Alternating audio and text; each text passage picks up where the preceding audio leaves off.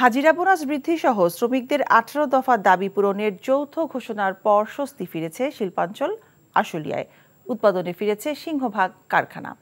তবে শ্রমিক ছাঁটাই বন্ধ, পর্যালোচনায় থাকা ন্যূনতম মজুরি 25,000 টাকা নির্ধারণ এবং 15% ইনক্রিমেন্টের দাবি তাৎক্ষণিক বাস্তবায়ন নিয়ে একটি কারখানায় অসন্তোষ চলছে।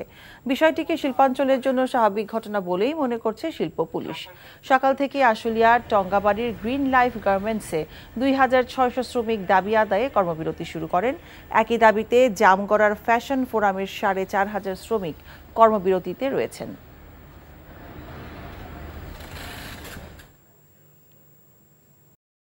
I think I'm in love with you. ভালোবাসা কি এভাবেই হয়? ভালোবাসা এমন সব লজিকের ঊর্ধ্বে, জাস্ট ম্যাজিক।